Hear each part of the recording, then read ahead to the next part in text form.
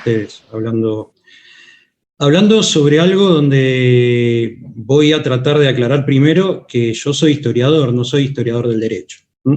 Pero durante muchos años trabajé historia de la justicia, y hasta no hace mucho. Entonces voy a tratar de infilar por ese costado, que me parece bastante fértil, ¿no? Como para conversarlo desde ahí. Y bueno, y cuando Cristian me invitó a participar de estos encuentros, convinimos en que yo iba a hablar sobre la legislación de Indias, es decir, la legislación de la corona española en América. Pero yo le propuse recortar un poco esto y no hablar sobre las leyes emitidas en España, de la cual ustedes ya saben mucho por los manuales de historia del derecho, sino sobre la normativa generada en la misma ciudad de Buenos Aires por los virreyes, por los gobernadores y sobre todo por el cabildo. El cabildo, de alguna manera, para que se entienda, es la municipalidad, pero que tenía muchas más competencias y atribuciones de lo que tiene la municipalidad hoy. Pero como esta problemática que yo le propuse también era demasiado extensa para ser tratada en un único encuentro, pensé en acotarla un poco en lo que me pareció de dominar, y quiero acordarlo con ustedes, los orígenes del derecho municipal, de alguna manera. Porque justamente el cabildo es emisor de normativa, el cabildo aplica las propias normativas que él emite, además tiene un aparato de justicia, policíaco, digamos, y de eso vamos a hablar un poco hoy. Y de hecho, nos vamos a centrar en algo que es que el cabildo redactó en 2 ocasiones, en realidad en 3, pero hoy nos vamos a dedicar a 2, su propia carta orgánica o carta estatutaria, aquello que en la época colonial se llamaban las ordenanzas del cabildo, que serían como los estatutos del cabildo. Y la idea es hablar de eso y después extendernos sobre otro tipo de normativa, que son los bandos de buen gobierno, que serían las normas emitidas por normas individuales, ya emitidas tanto por el cabildo como por virreyes y gobernadores. Y último, en esta charla, quería remitirme a mi propia experiencia como investigador en la historia de la justicia y contarles que encontré en una serie de trabajos que hice en los 2 archivos locales sobre la impartición de la justicia. A los archivos locales me refiero al Archivo General de la Nación y al Archivo de la Provincia de Buenos Aires, Ricardo Levene. Y nos vamos a centrar en específico en la aplicación de la justicia en las zonas rurales que se encontraban en la jurisdicción tanto del Cabildo de Buenos Aires como del Cabildo de Luján, que es otro cabildo del cual después les voy a referir por qué existe. Bueno, yo creo que hay que empezar por el tema de la ciudad. Allí donde los españoles fundan ciudades. Es su manera de vivir, es una manera urbana de vivir, su sociabilidad se da dentro de las ciudades, y la corona española a las ciudades les da amplias capacidades de decisión. Si hay algo que determina la historia española es la amplísima autonomía que tienen los municipios castellanos, y lo estamos moviendo, digamos, dentro de España, en el Reino de Castilla. Después explicaré que España en realidad no existía como tal en ese momento, sino que era un conglomerado de reinos unidos dinásticamente. De eso les hablaré después.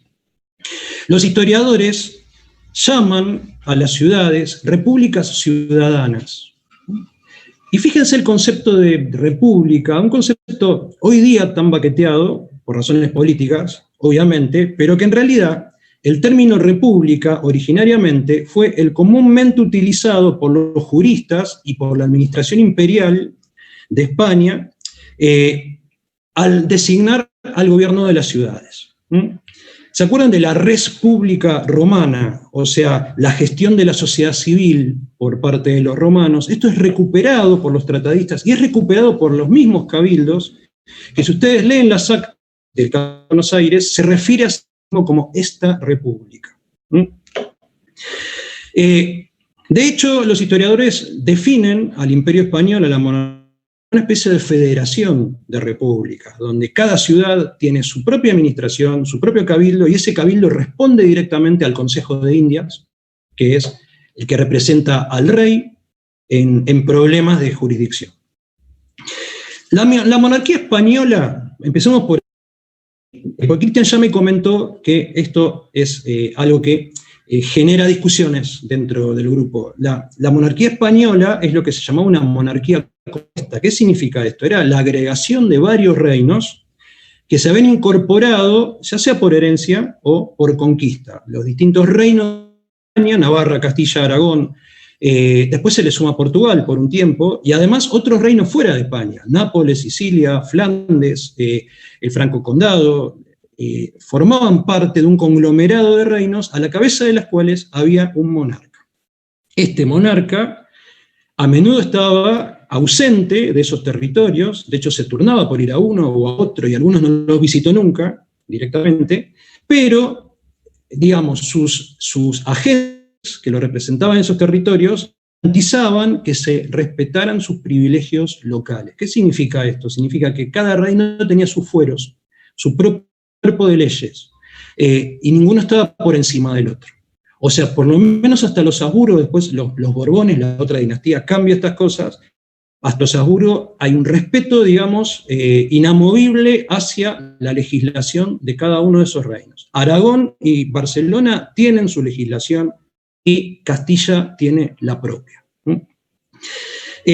A esto hay que sumarle, para hablar de la monarquía española, que la monarquía española se caracterizaba también por confesionalidad. ¿Qué significa esto? Que la monarquía española se consideraba a sí misma una monarquía católica que se consideraba justamente depositaria de la misión providencial de propagar la fe en el mundo y la continuadora del imperio universal creado por los romanos, de alguna forma. Entonces, ¿de qué estamos hablando? De una monarquía que tenía pretensiones universales, pero que a su vez adentro hacía respetar los cuerpos de leyes de cada uno de los reinos que la componían. El soberano, el rey, estaba colocado por encima de todo ese edificio político. ¿Qué quiere decir esto? Que no se le reconocía ningún poder jurisdiccional superior a él. Uno de sus roles, justamente, y entrando ya en el tema de la justicia, es que el rey era el principal legislador, era el que, digamos, ponía firma a las leyes. Redactaba, las leyes no salían si no tenían la firma de él.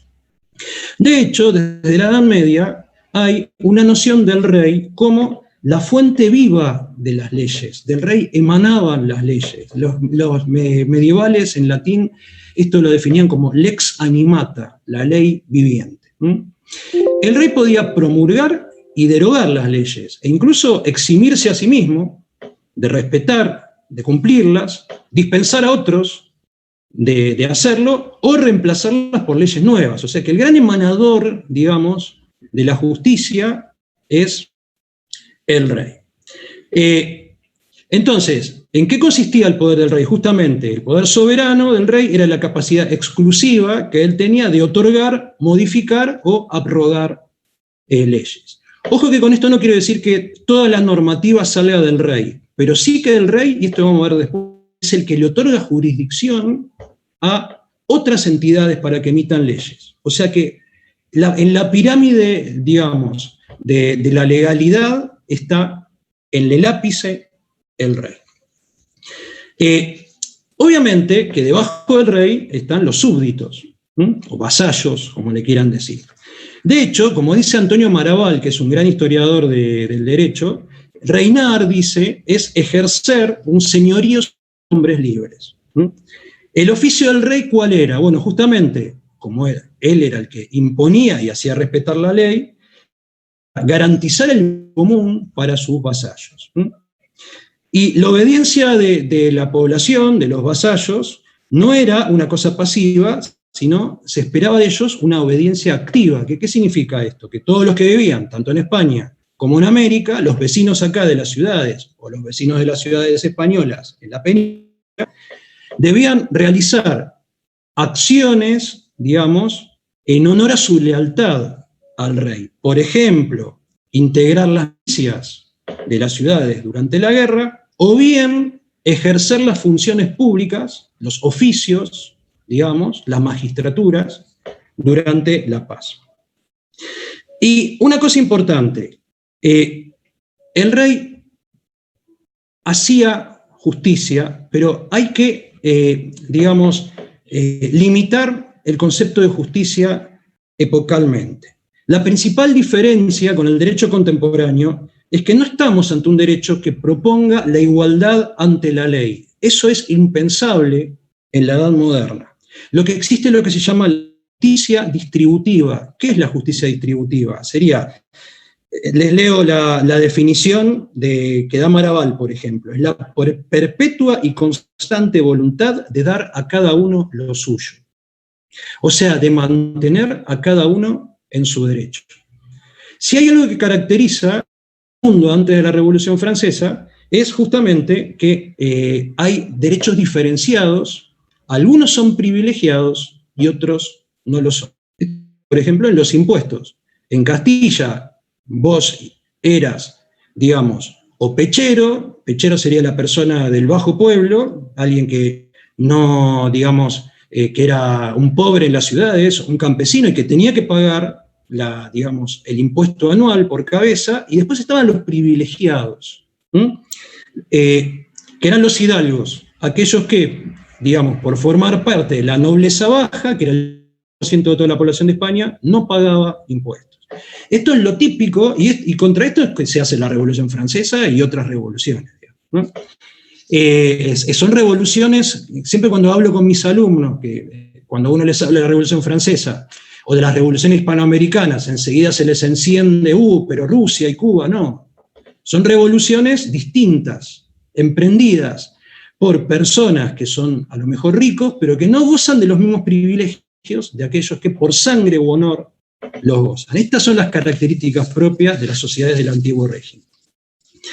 Esta monarquía justamente se componía de estamentos, como eran la nobleza, la iglesia, y de corporaciones. ¿Qué son las corporaciones? Grupos de personas que se nucleaban en torno a una actividad, por ejemplo, el gobierno de una ciudad, como son los cabildos, el comercio, como son los consulados del comercio, hubo uno en Buenos Aires, del cual Belgrano fue secretario, ¿se acuerdan? O las cofradías, por ejemplo, entidades religiosas en torno al culto. Y todos ellos tenían sus propias normas que las emitían ellos, pero el rey debía aprobarlas, o alguno de los agentes del rey. Ahí está que el rey no siempre legisla, pero es el que de última tiene que aprobar lo que legislan otros. Es lo que se dice en latín fons jurisdictionis, que sería la fuente de la jurisdicción. Eso es el rey. El rey le da legitimidad con su firma o con su aprobación a las normas que emite cada una de estas corporaciones, entre ellos el cabildo.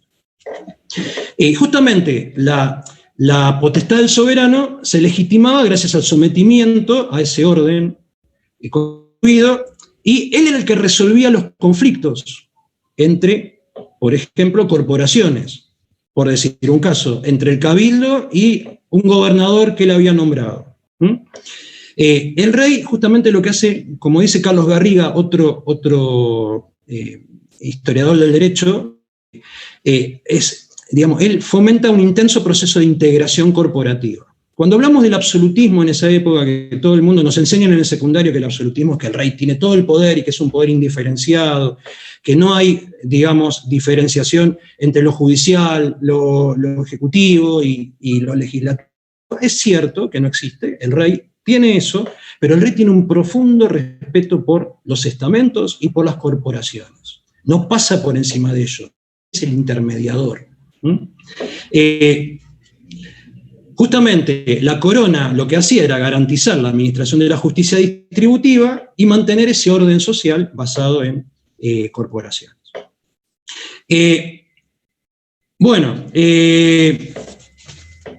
Los juristas españoles le pusieron fundamento a la preeminencia del soberano.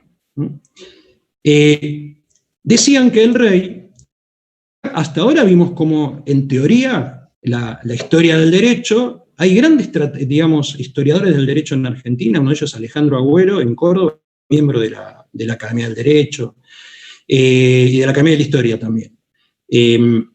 Yo los remito a los trabajos de él si quieren ampliar sobre esto. Yo cuando escribí mi posgrado, la tesis del posgrado, la verdad que él me ayudó a aclarar sus textos, a aclarar muchísimas cosas para entender, digamos, esta sociedad. Y una de las cosas que él cuenta es que hay como una tradición, digamos, que viene del derecho romano, en el cual, digamos, la suprema jurisdicción del monarca, o sea que el monarca es el emanador, el que digamos, del cual se emanan las leyes, se refleja, digamos, la misma situación en la Roma clásica. Yo les traigo acá, les quiero leer 5 renglones sacados de un tratadista del siglo XVI, que es Jerónimo Castilla de Bobadilla, que escribió La política para corregidores, que es una especie de manual, escribió una especie de manual sobre, no sobre legislación, pero sí sobre, digamos, sobre la impartición de la administración y la justicia, hecho para los corregidores, para los administradores del rey. Para los corregidores y señores de vasallos, se llama el libro, que tiene más de 1000 páginas, y donde encontramos esta cita, ¿no? Dice Bobadilla: el pueblo romano, cabeza del mundo, quitó y apartó de sí mismo todo su poder y jurisdicción, y se lo traspasó al príncipe, o sea, al emperador, al rey, ¿no? Y él se subordinó así a su buen gobierno y justa disposición, el cual el rey o príncipe quedó por cabeza y el pueblo por los miembros de él. O sea que miren lo que está haciendo, está recurriendo a una metáfora, ¿sí?, que es la metáfora del cuerpo para representar los distintos niveles de poder en una sociedad. Esta alegoría del cuerpo humano explica la unidad del reino. La noción de cuerpo, aplicada a un organismo político como es la monarquía, servía, bueno, para designar la unidad en que aparecían fundidos, digamos, todos los miembros de una comunidad, comparable en el aspecto a un cuerpo humano, ¿no? Esto se llama la metáfora organicista, y los distintos miembros, digamos, del cuerpo político de una sociedad debían cumplir distintas funciones, así como la mano, los pies, el estómago cumplen distintas funciones, y la cabeza sería el rey. Justamente por su preeminencia, el rey, digamos, era el que regía el resto del organismo social. O sea, fíjense, Castillo está reflejando esta metáfora organicista que incluso aparece hasta en las actas del Cabildo de Buenos Aires, ¿no? Se la pueden encontrar en todas partes. La pregunta es cómo surge el Cabildo como institución municipal, ¿no? Y acá nos remontamos a España, a la época de la Reconquista, ¿no? Vamos un poco al origen del Cabildo y a sus atribuciones y a quienes lo conformaban al Cabildo. El perfil va cambiando a lo largo de los siglos, y aparecen en los inicios de la Reconquista, en los territorios que se van conquistando contra los musulmanes, se van fundando, digamos, poblaciones, ciudades, y al principio están gobernadas por cabildos que no son otra cosa que asambleas populares de tipo electivo. O sea que al principio los cabildos son eso, es la gente pobre que forma parte de una ciudad, de un pueblo recién fundado, que recibe la posibilidad de autogobernarse y que todos los años a sus miembros. Esto va cambiando. Alfonso XI, que es de la época de la peste negra, que, para que se ubiquen, entre 1325 y 1350, es el primero en cambiar la conformación de los cabildos. Hasta ese momento eran miembros electivos, había una igualdad entre ellos, y él, digamos, ingresa una figura nueva que es la de los regidores. Los regidores son, dentro del cabildo, una asamblea reducida de personas que se convierten en el organismo máximo del cuerpo municipal, del cabildo. ¿Quiénes son los regidores? Aquellos que primero son nombrados por el rey para formar parte del cabildo y después compran ese cargo. Se va a volver venal. La palabra venalidad significa eso, significa la compra de los cargos. Y son los regidores que reciben la potestad de manejar las rentas del común, o sea, la plata que maneja el cabildo, y como eran nombrados por el rey, eran considerados oficiales reales, por lo tanto estaban por encima del resto de los miembros del cabildo. El resto de los miembros del cabildo tiende a desaparecer y solamente va a quedar un cargo electivo que aparece en todos los cabildos, que es los alcaldes ordinarios, que son los que presiden el cabildo, que va a estar compuesto por regidores, pero lo presiden 2 alcaldes ordinarios, en casi todos los casos, que por un lado son los presidentes de la Corporación Municipal, y por otro lado se constituyen en los 2 principales jueces para la justicia ordinaria de primera instancia. O sea que el cabildo también tiene una función judicial, de esto vamos a hablar después.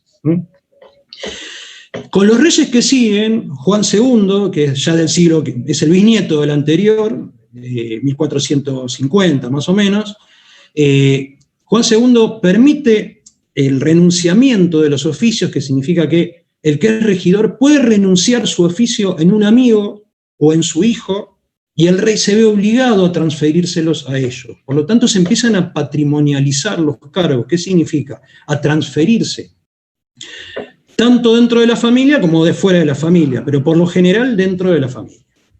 Esto en Buenos Aires se dio poquísimo igual, pero después lo hablaré. Y por último, los reyes que van siguiendo, las regidurías, o sea, los cargos, imaginemos, no son concejales los regidores, son vitalicios, son perpetuos y pueden transmitir el cargo a sus hijos o a la persona que ellos elijan. No es que no tienen que pagarle a la corona por eso, le tienen que pagar, pero tienen el derecho a transmitir como si fuera parte de su patrimonio, así como le transmito a mi hijo mi casa, los ganados que tengo en mi estancia, y le transmito la regiduría también.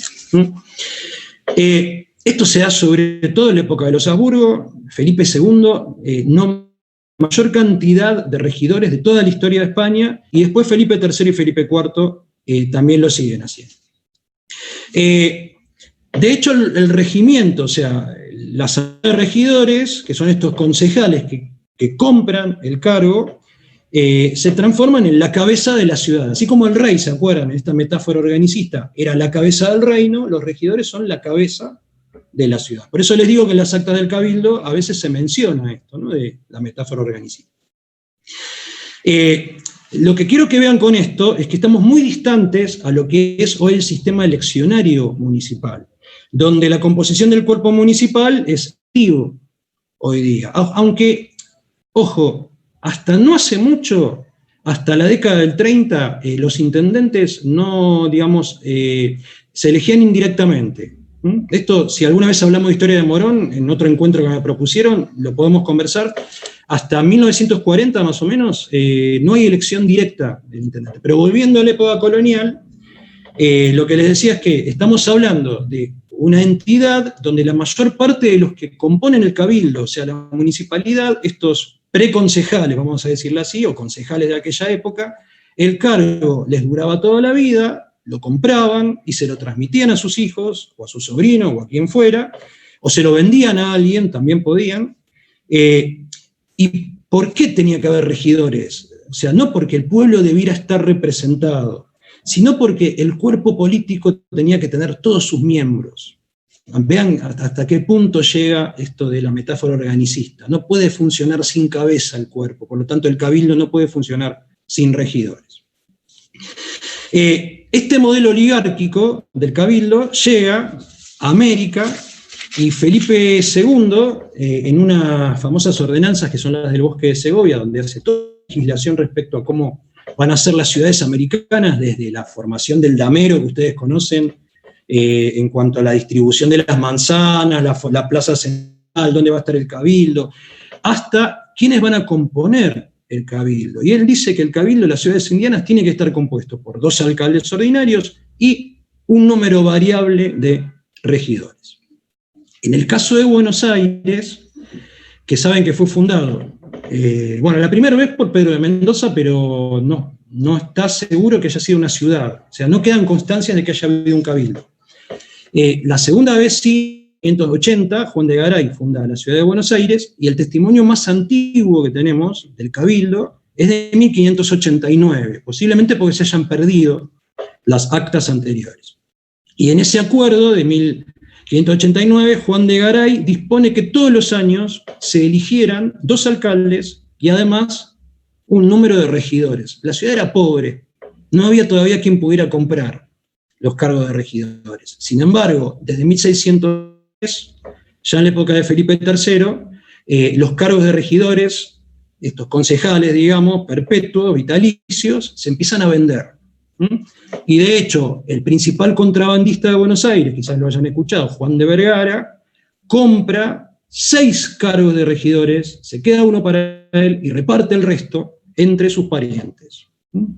Y de hecho, se hace firmar por el Cabildo un falso testimonio de que el rey le había dado permiso para contrabandear, cosa que no era cierto y que después le costó que Hernandarias le bajara la cara.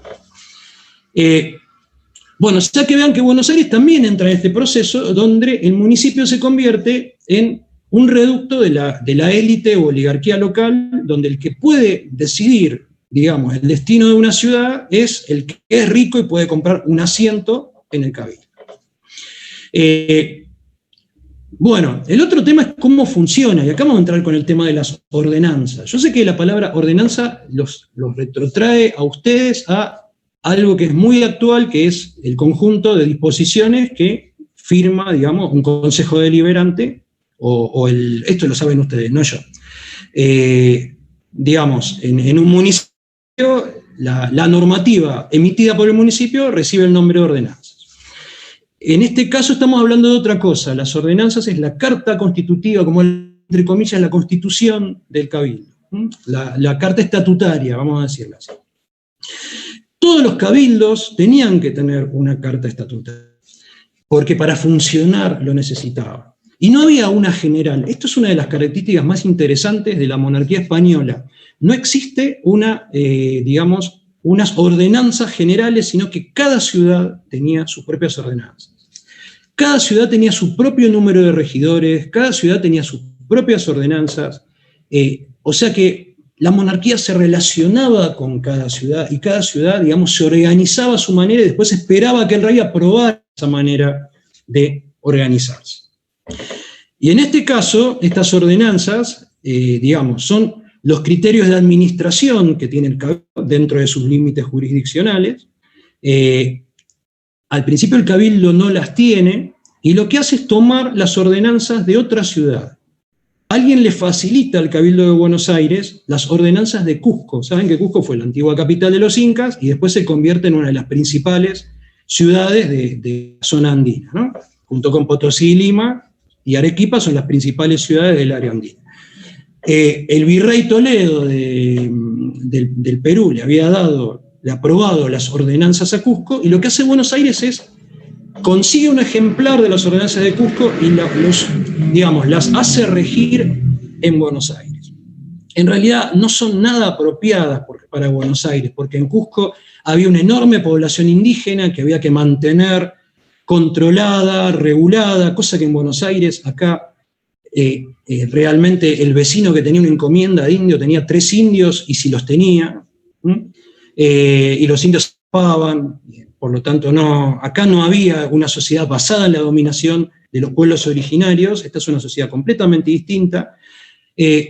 Tiene artículos las ordenanzas de Cusco donde, por ejemplo, hablan de la regulación del agua, que son las acequias que bajan de los Andes. Esto no sirve para Buenos Aires. Lo que hace Buenos Aires es extraer de esas ordenanzas lo que le puede llegar a servir, ordenanzas de tipo más general. Hasta que en un momento sucede algo en Buenos Aires, que es que las ordenanzas del virrey Toledo, que se usaban acá, se pierden. Alguien un día las va a buscar para dilucidar no sé qué problema, estaban en el arcón del Cabildo. Fíjense lo que era el archivo del Cabildo. En esta ciudad tenía un arcón donde guardaban los pocos libros que tenían, y alguien se las había robado. O se las llevó y no las devolvió. Lo que pasa con los libros, cuando uno no los pone bajo llave. Estos estaban bajo triple llave, pero alguien usó las 3 llaves y se las llevó. Entonces, el cabildo, ¿qué hace? Se reúne durante 2 sesiones y redacta por primera vez sus propias ordenanzas. Estamos hablando de 1642.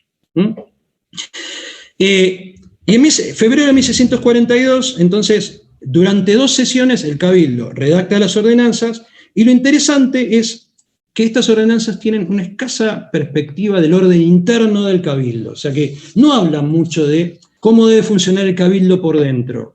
Lo poco que dice es que el cabildo se tiene que reunir todos los lunes a sesionar, y que se iba a multar a los alcaldes y a los regidores que faltaran, o sea, que no acudieran sin justificación, digamos. Estaban enfermos, no pasaba nada. Lo que sí tiene es una clara proyección externa, estas primeras ordenanzas. Y sobre todo están hechas como para ejercer una vigilancia sobre los sectores subalternos y sobre la actividad mercantil de la ciudad. Estamos hablando de una época en que Buenos Aires era el epicentro del contrabando de Sudamérica. Sin embargo, estos cabildantes están tratando de legislar no para, digamos, regular el contrabando, ni evitarlo, ni nada, sino para ponerle, digamos, control a los pequeños comerciantes. O sea, es como si hoy día se hicieran estas ordenanzas para controlar a los kiosqueros y no a los grandes exportadores. ¿Qué se ve en los artículos de estas ordenanzas? Bueno, la persecución del juego y de las borracheras en la población negra e india, o sea, prohibirles a los negros y a los indios que tomen aguardiente con pulpería y que jueguen a la taba o a los naipes, porque eso ¿qué trae? Bueno, que se agarren a las cuchilladas, pero además los distrae del trabajo. Fíjense, ahí está Se prohibía a los soldados circular de noche por la ciudad con armas, se castigaban los pecados públicos. Acá vamos a ver mucho el tema de la moralidad, esto de que no está separado el interés de la iglesia del interés de la monarquía. Y tampoco en este nivel de legislar. Y se desterraba a las mujeres de mala vida a los arrabales de la ciudad. Yo les digo una cosa, la ciudad llegaba más o menos hasta donde ahora es la avenida 9 de Julio. Los arrabales de la ciudad sería 3 cuadras de donde vivía esa mujer, más o menos. Pero bueno, la excluían de la vida con su familia. También se procedía contra los cuatreros y los vagabundos, o sea, esto lo vamos a ver desde estas ordenanzas hasta la legislación de Rosas y Rivadavia. Y además fiscalizaba el cabildo la actividad de los regatones, que eran los pequeños comerciantes, los que tenían un tendejón, una pequeña tiendita, que eran pequeños comerciantes independientes que de alguna manera rivalizaban con estos grandes personajes del cabildo, que sí tenían, digamos, negocios más grandes, y además regulaban la actividad de herreros, zapateros y otros, digamos, personajes que se dedicaban a la artesanía, imponiéndoles aranceles, precios a las cosas que hacían, al patos, etcétera, etcétera. Por lo tanto, lo que hacen estas primeras ordenanzas es un primer control sobre la población subalterna y un escaso control sobre lo que pasaba adentro mismo del cabildo, que deberían haber sido, digamos, los asuntos tratados por las ordenanzas. Estas ordenanzas 1642, yo para la tesis, para los trabajos que escribí, leí todas las actas del cabildo y la verdad que no he encontrado, además están en PDF, el que las quiera acceder a ellas, el gobierno de la ciudad de Buenos Aires las digitó todas y circulan por ahí, o sea que las pueden consultar, y yo intenté buscar si había algún ejemplo de aplicación de ellas y prácticamente no he encontrado nada. Lo que sí encontré es que en 1661 se vuelven a aplicar las de Cusco, por lo tanto, estas como que quedan sin aplicar. Pero 2 años más tarde, en 1663, se instala en Buenos Aires la primer Real Audiencia. ¿Saben lo que es la Real Audiencia? Una especie de tribunal supremo regional, vamos a decir. Nosotros dependíamos de otra audiencia, que es la audiencia de Chuquisaca, mal llamada de Charcas, pero de repente el rey, que en ese momento era Felipe IV, decide darle entidad a Buenos Aires y decide colocar acá una Real Audiencia. O sea, vamos a tener acá, primera vez, un Tribunal Supremo de Justicia. Va a durar 10 años nada más. Después el rey lo va a suprimir. Decimos vamos a tener otra Real Audiencia en 1785, ya en la época del Virreinato del Río de la Plata. Entre tanto, dependimos de la Real Audiencia de Chuquisaca o de Chaco, que además queda en el medio del Alto Perú. Por lo tanto, imagínense para resolver. Fíjense, de repente alguno de ustedes tenía un problema y el alcalde ordinario del Cabildo sentenciaba en contra de ustedes. Ustedes tenían la vía recursiva como para pedir, digamos, que revisaran esa sentencia, pero tenían que irse hasta Charcas. Entonces, no todos podían pagar eso. En realidad, casi nadie. Bien, pero la corona española, obviamente, digamos, el nivel de inversión en justicia realmente a nivel americano, por lo menos en la época de los Habsburgo, bastante bajo. En la época de los Borbones es distinto. Bueno, y como se crea la Real Audiencia, el Cabildo, además la Real Audiencia, lo primero que hace cuando se crea la Real Audiencia es ponerle un corregidor al Cabildo. ¿Qué es? Un representante del rey que hace control de lo que hace el Cabildo. Por lo tanto, el Cabildo por primera vez es supervisado por una organización, digamos, un órgano de tipo judicial. Entonces, ¿qué hace el Cabildo? Adapta unas nuevas ordenanzas. Estas ordenanzas son completamente distintas a las anteriores. Estas son las de 1668 y los que las redactan son uno de los regidores, que era Juan Fernández Guillén, y el escribano del Cabildo, Juan de Reluz y Huerta. Estos son los redactores de estas ordenanzas. La Real Audiencia después lee estas ordenanzas, le hace algunas correcciones, la Real Audiencia de Buenos Aires, y estas ordenanzas empiezan a regir en Buenos Aires, las de 1668. Faltaba un tercer paso, porque acuérdense que el rey tenía que aprobarlo todo. El tercer paso era que las mandaran al Consejo de Indias, a que le dieran la última firma para la aprobación. Pero esto no se hizo hasta 1695, o sea que estuvieron funcionando en Buenos Aires sin aprobación del rey durante 20 y pico de años. Mientras que las ordenanzas, digamos, de 1642 tenían una gran proyección externa, las ordenanzas de 1668 son completamente lo contrario, tienen una gran proyección de tipo interno.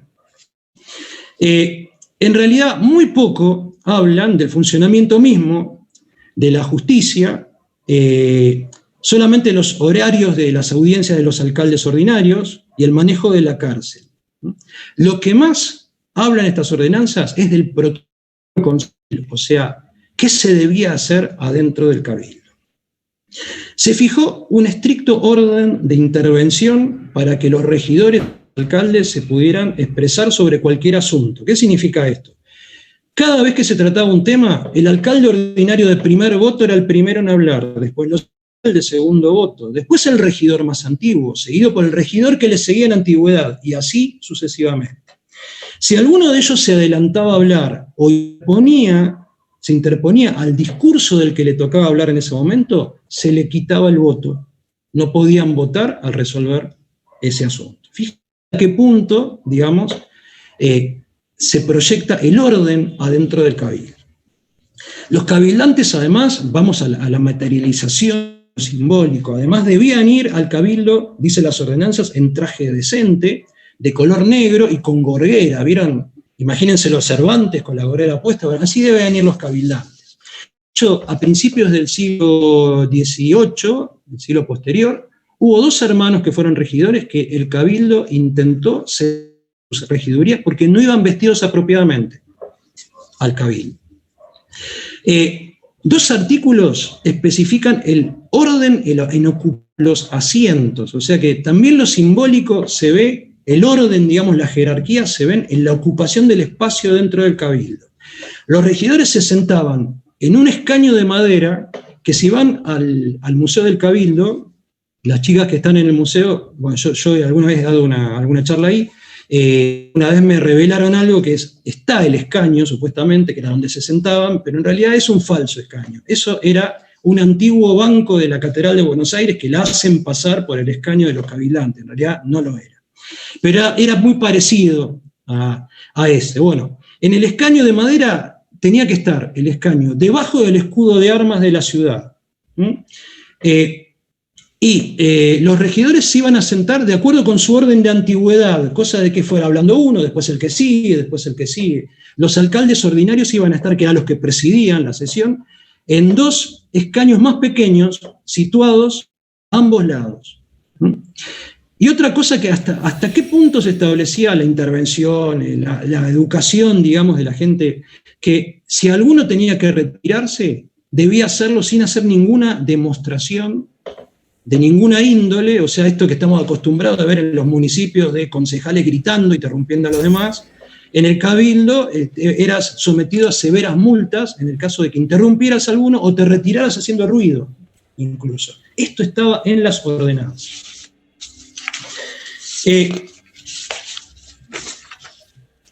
Es evidente, además otra cosa, también está establecido en las ordenanzas cómo debían situarse en las procesiones de Corpus Christi, por ejemplo, quién debía ir primero llevando el estandarte de la ciudad, después quién debía ir detrás en orden estricto, quién debía llevar las estatuas, digamos, de bulto, religiosas, cómo debían sentarse en la iglesia, estaba establecido en qué lugar tenía que sentarse cada uno de los regidores.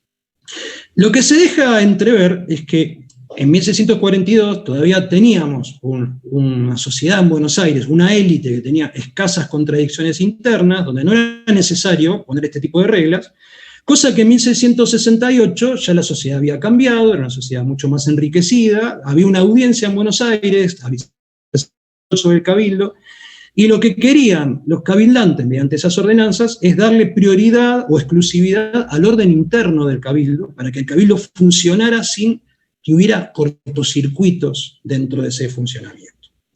Por otro lado, yo me preguntaba, y acá entramos al otro tema, de qué sobre las otras cosas que debería haber legislado, porque el cabildo ¿de qué se ocupaba? Fundamentalmente de que la ciudad, digamos, estuviera bien abastecida, que llegara todo, que llegara carne, que el abasto estuviera bien abastecido, que la ciudad, digamos, la sanidad, la higiene, las veredas, las calles, y además el orden interno de la ciudad. La ciudad tenía tanto población española, criolla, digamos, blanca, como población mestiza, casta, mulatos, esclavos, y había que tenerlos bajo control. Obviamente que ya tenían otra herramienta el cabildo, que eran los bandos de gobierno. ¿Qué son los bandos de buen gobierno? Bueno, el cabildo emite, y también emite el gobernador, y después emite el virrey, una serie de disposiciones de tipo local que, digamos, serían normas puntuales referidas a temas sumamente específicos. Hoy, antes de conversar con ustedes, tengo acá el Archivo General de la Nación sacó un índice de de todos los bandos de buen gobierno. Desgraciadamente, los anteriores a 1741 se perdieron, pero todos los demás están en tomos encuadernados hasta 1809, y hay un índice que hizo el Archivo del Cabildo, que creo que hasta lo pueden bajar de internet. En ese índice, año por año, cuenta sobre los bandos lanzados, como decretos, digamos, lanzados por el Cabildo o lanzados por los gobernadores y después por los virreyes, después del virrey, cuando se crea el virreinato en 1776. Y por lo general tratan de lo mismo, que es cómo controlar a esa población díscola. Por ejemplo, qué no se debe hacer en las pulperías, que no se debe jugar, que no se debe apostar, que negros e indios no pueden beber aguardiente ni vino, cómo se debe mantener, digamos, la venta en las pulperías, cómo se debe empezar, digamos, los artículos que se venden, cómo debe ser la calle mantenida, hasta cómo se debe trotar. La gente saben que en Buenos Aires nadie era tan pobre que no tuviera un caballo.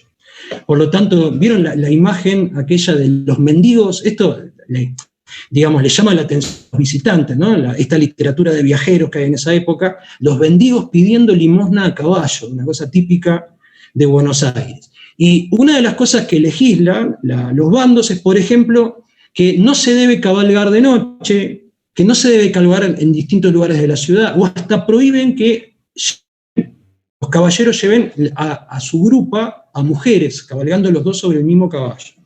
Esto es una disposición de tipo moral, digamos. Pero Las mujeres también cabalgaban, obviamente, pero de costado, esto ya lo saben, ¿no? Por el tema de la virginidad y eso, cabalgaban con las dos piernas para un costado. Bueno, todo esto legisla el cabildo en los bandos de buen gobierno, que lo que hacía el cabildo y los gobernadores cuando salía un bando, mandaban a un mulato que llevaba una caja es un redoble, que llamaba a la población a la plaza, donde se leía el bando para que la gente se interiorizara sobre esto. O sea, fíjense el papel importante de la oralidad en la transmisión de las normas, porque estamos hablando de una población que es 99% analfabeta. Por lo tanto, la manera de transmitir las normas es esto. La plaza central, la plaza mayor, lo que es la Plaza de Mayo, era el lugar que se convocaba a la población para leerle las disposiciones. Bueno, y vamos al final, me estoy perdiendo con las citas que estoy tratando de leer en los papeles, pero bueno, lo voy a encontrar. Vamos a hablar un poco del tema del aparato policíaco judicial, que está bien, las leyes son estas, pero las normas, no las leyes, pero ¿cómo se aplican?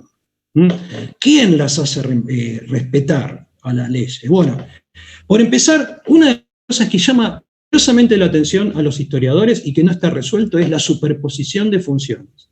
Todos nosotros somos hijos de Montesquieu. ¿Qué significa? Tenemos en la cabeza la división de poderes. Y no podemos, digamos, concebir el hecho de que alguien que gobierna también juzgue.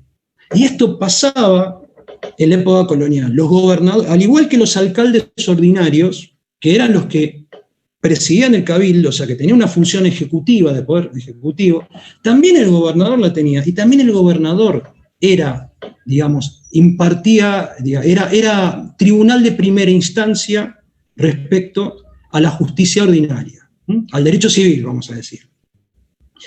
Y a principio de comercial también. Después va a haber un foro comercial separado cuando se crea el consulado. Por ahora, también comercial. Entonces, una de las preguntas es, ¿por qué una causa, por ejemplo, alguien estafaba a otra persona? ¿Por qué algunas causas van a parar al estrado de los alcaldes ordinarios del cabildo y otras van a parar al juzgado del gobernador? Porque en realidad hacen lo mismo. Son jueces de primera instancia. ¿Por qué unos van a uno y por qué otros van al otro? Nadie ha podido. De hecho, yo he visto, después le voy a comentar, cantidad importante de expedientes judiciales de la época y todavía no lo puedo entender tampoco porque intenté ver jerarquías, que de repente, no sé, alguien emparentado con alguien del cabildo, pero no le encuentro la lógica y en realidad yo creo que no la había. De repente el gobernador decía, bueno, yo resuelvo esto y el cabildo resuelve el otro y así es. Bien, además había un aparato policíaco que había, digamos, tanto en la ciudad como en las zonas rurales, y ahora vamos a hablar de las zonas rurales, atendiendo que la mayor parte de la gente que está tiene que ver con el partido de Morón, hablamos un poco de las zonas rurales, tenía el cabildo tanto un aparato policíaco en la ciudad, a la cabeza del cual había un funcionario del cabildo que se llamaba alguacil mayor, que también compraba su cargo, miren qué interesante, era un cargo venal, comprado, transferible, igual que los regidores, y que tenía voto en el cabildo, y fuera del cabildo nombraban todos los años el cabildo 2 alcaldes de la Santa Hermandad. ¿Qué son los alcaldes de la Santa Hermandad? Bueno, son 2 funcionarios creados por los reyes católicos, ellos crean la justicia de hermandad, que son funcionarios de justicia rural. De hecho, se habla de los casos de hermandad, o sea, tipo de delitos o de casos judiciales o de pleitos que le tocan resolver a ellos porque suceden en el campo. Y bueno, se nombran alcaldes de la hermandad, pero también, miren qué interesante, los gobernadores nombran jueces comisionarios, que son distintos jueces, digamos, serían como funcionarios policíacos que también, en nombre del gobernador, imponen la ley en la campaña, en las zonas rurales. En un momento, 2 alcaldes solos para toda la jurisdicción de Buenos Aires, que iba desde el río Salado hasta el límite con Santa Fe, o sea, 1/3 de lo que es actualmente la provincia de Buenos Aires, 2 alcaldes no bastaban para todo eso. Por lo tanto, gradualmente el cabildo fue nombrando más alcaldes hasta que en 1784 el Cabildo divide lo que sería la jurisdicción de Buenos Aires en partidos, y ahí aparece el partido de la Cañada de Morón, que es nuestro partido. En 1785 es el primer alcalde de la Hermandad de Morón. La mayor parte de estos partidos están en torno a una parroquia, o sea que los partidos representan cada uno una parroquia. Hay una subdivisión anterior que es eclesiástica y se le superpone una subdivisión de tipo político-administrativo. ¿Y estos alcaldes qué hacían? Bueno, perseguían a los cuatreros, perseguían a los vagos, imponían el orden en el campo y resolvían pleitos que tuvieran que ver con personas que están viviendo en esa zona. Lo que no podían hacer al principio, por ejemplo, era encabezar sucesiones, no podían resolver pleitos que pasaran los 25 pesos, esos tenían que ser resueltos por los alcaldes ordinarios del Cabildo en Buenos Aires. Aunque después les dieron estas potestades. Después de 1787 le dan a los alcaldes de la hermandad estas potestades también. O sea que estos señores lo que están haciendo es impartir la justicia, y fíjense, la justicia está pegada a lo que es policíaco, ¿no? El hecho de perseguir a los cuatreros, perseguir a los vagos, la palabra vagabundo y la palabra gauderio, que después da lugar a la palabra gaucho, que tiene que ver con esas personas móviles que no tienen una ocupación permanente, que no tienen un lugar permanente donde vivir, que no tienen una opción demasiado visible, que son sospechosos de robarse una vaquita de vez en cuando y comérsela con la familia, de contrabandear alguna que otra cosita. Estos son los perseguidos, con distintas excusas, obviamente. Yo para cerrar les quería contar que el que quiera leerlo, el artículo se llama La justicia en tensión, y está en un libro de Barriera, en una compilación que hace Darío Barriera, que es un importante historiador de la Universidad de Rosario, de historia colonial. En ese artículo yo analizo el tema de la justicia en las zonas rurales, y lo que yo tomé es, tomé 221 sumarias, o sea, 221 pleitos, expedientes, que se hicieron entre 1731 y 1785. Acá hay un tema de archivos que se los comento, porque tuve que ir a dos archivos para verlos. Tuve que ir al Archivo de la Nación y tuve que ir al Archivo de la Provincia de Buenos Aires. Ustedes saben que hubo un historiador del derecho llamado Ricardo Levene, que es el papá de Ricardo Levene, el que conocen ustedes, el que fue juez de la Suprema Corte. Bueno. Don Ricardo Levene padre fue una eminencia absoluta, que además de ser historiador del derecho, fue historiador, y sus artículos y sus libros son vigentes todavía hoy. Y él fue el que creó el archivo de la provincia de Buenos Aires, y se llevó parte del archivo de la Nación para ahí. Y entre las cosas que se llevó parte de los expedientes judiciales. ¿Qué criterio usó para llevarse algunos y dejar otros? Todavía no entiendo cuál fue, porque allá en el archivo de la provincia hay un fondo que se llama Juzgado del Crimen, y acá en el archivo de la Nación hay otro fondo que se llama Criminales, que no se diferencian en nada. O sea que el tipo un día dijo, bueno, estos que están en estos anaqueles van para allá y estos se quedan acá. Y bueno, o sea que hubo que consultar en los dos lugares como para ver de un mismo periodo, digamos, casos de justicia. Y lo que pude sacar, además de una cantidad importante de información, es hacer un poco una evaluación estadística de cuáles eran los crímenes, digamos, cuáles eran los... O sea, siempre detrás de la aplicación de la ley hay un deseo de un determinado orden social, ¿no? Esto no se lo voy a decir a ustedes, pero, digamos, ese deseo hace que sean perseguidos con distinta intensidad distintos delitos. Y lo que encuentro es, por ejemplo, viendo esos 221 sumarias, encuentro que el 43% de ellas responde a hechos de violencia física. O sea, casi la mitad de ellas son asesinatos, heridas. Estamos hablando de una población, de una zona rural que se está poblando recién, y que hay muchísima gente venida de distintos lugares, donde todavía no hay solidaridades de grupo, donde todavía la gente se mueve mucho.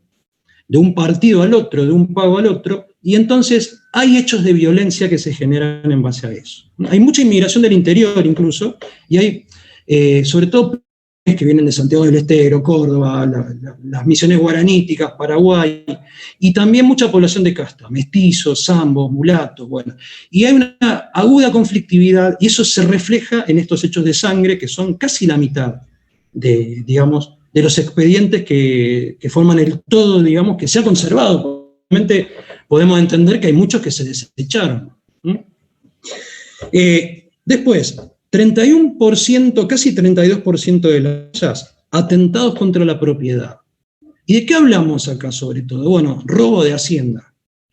Digamos, el principal móvil de los alcaldes y de los jueces comisionarios, ¿qué es? Apresar a los cuatreros. A los que hay una cierta, ojo que hay una cierta tolerancia hacia el cuatrerismo. Si te desaparece una vaca, es algo que puede pasar. Se puede haber perdido, te la pueden haber robado. El tema es cuando desaparecen muchas. Y el tema es cuando desaparecen muchas y las marcó el vecino como propia, con su marca de RAR. Ese es otro de los temas, porque además hay mucho ganado orejano, que ¿qué sería? Ganado no marcado. Porque ese ganado, no, digamos, hasta que cumple una cierta edad no lo marcan, y el vecino lo toma como propio. Y cuando hay que marcar ganado, marca como propio, y empiezan una serie de conflictos que tienen que ver con el manejo del ganado vacuno en una zona rural donde todavía no existen los alambrados, ni existe nada que contenga, digamos, a la ganadería.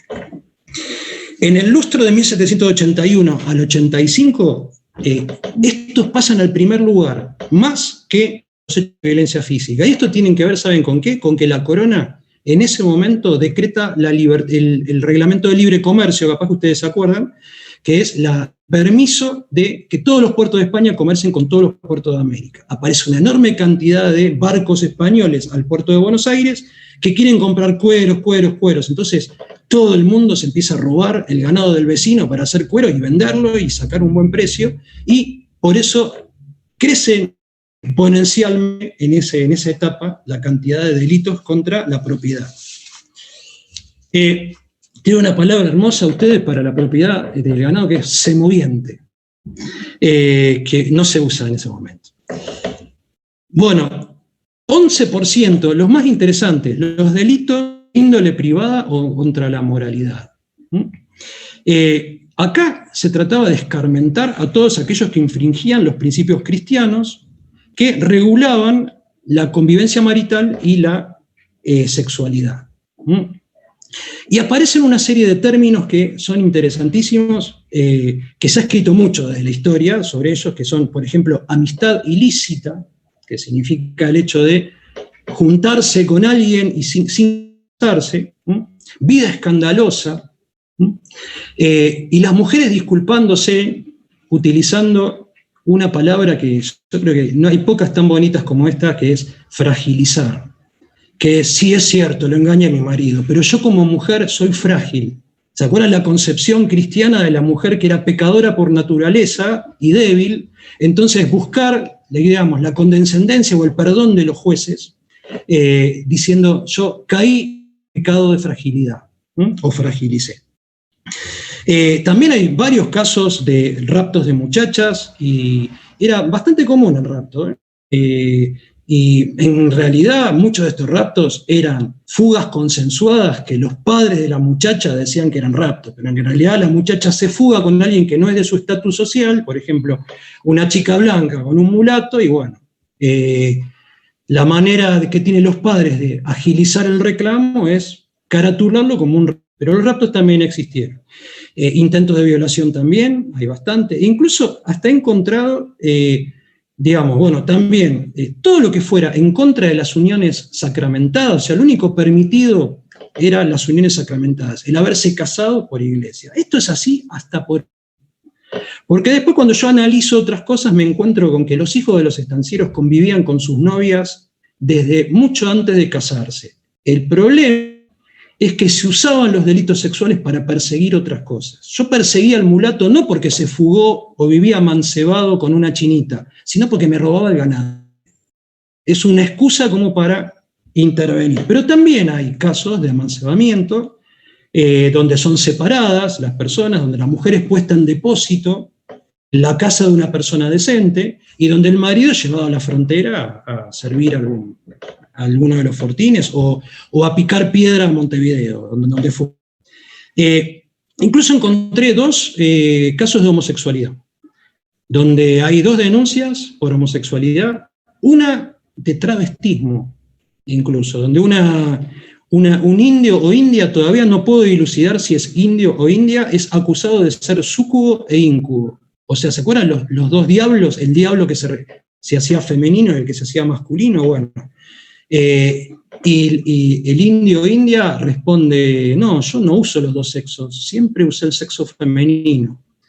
Pero, y lo dice claramente, porque acá hay otra cosa, que cuando declaraban, las declaraciones eran personales, no estaba casi, a veces estaba el protector de naturales, ¿no? Pero las declaratorias, digamos, no había un abogado al lado para asesorarlos, entonces declaraban lo que les salía, y en este caso les salió a decir eso, que o bien era un travesti, o bien era una mujer, todavía no sé decirlo, lo único que sé es que lo depositan en la casa del cura y hacen que el cura lo transforma en su cocinero o cocinera, o cocinere, no sé cómo se le diría.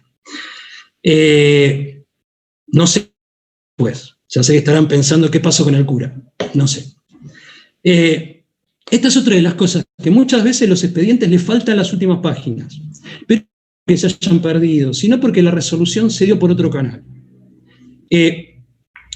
Bueno, y después hay otros delitos que son 8,6% de los delitos de orden público, que son las pendencias, el alboroto, todos los despelotes que se arman en torno al juego, tanto en las pulperías, en las casas de la gente, y otros delitos que entran dentro de esta carátula de orden público, como injurias o insultos. Yo he visto 2 expedientes impresionantes, uno que tiene como 200 y pico de páginas, donde en una carrera cuadrera, un oficial de uno de los fuertes, del fuerte de, no me acuerdo si era Lobos o Carmen de Areco, insulta a dos apostadores, diciéndoles hijos de puta. Entonces, estos 2 apostadores lo que hacen es mandar al alcalde ordinario, se presentan frente al alcalde y le dicen que la reputación de su santa madre ha sido leada por las palabras de esta persona. Y el que lo insulta dice, yo tengo muchas cosas a decir. Entre otras cosas, para decir, es que está bien, me disculpo por lo de la madre, pero yo puedo decir que el padre de estos 2 sujetos es hijo natural y que su verdadero padre es indio. Y ahí empieza 200 páginas de declaraciones donde con una precisión de farmacéutico empiezan a sopesar las palabras, porque al decirle bastardo es otro insulto más grave todavía que el otro, y corren 200 páginas donde tiene que probar esto, que el padre no era eso, cuando en realidad ellos eran los acusadores. Después hay otro, bastante más conocido, donde llaman a un escribano, lo llaman perro mulato, y bueno, ¿para qué? Habrán dicho eso, son como 500 páginas donde obviamente el tipo que lo llama va a parar a la cárcel, bueno, una cantidad, digamos, pero lo interesante es cómo, digamos, desde la esto para Cintia, ¿no? De la semiótica de esa época, ¿no? Explorar los términos y ver cómo los términos lacerantes, ofensivos, justo en un momento como el nuestro, justo ahora, donde se está revisando toda la terminología y donde términos que en la década del 90 en un programa de televisión se decían con toda impunidad, ahora si los decís, digamos, te hacen un pleito, estamos en una época que refleja, con todas las diferencias, obviamente, un universo de contradicciones parecido al de esa época. Bueno, la verdad que estoy asombrado porque seguí el orden que había puesto para hacer esto. Pensé que me iba a torcer en algún momento, no sucedió, así que bueno, les agradezco muchísimo haberme escuchado, espero que no se hayan aburrido.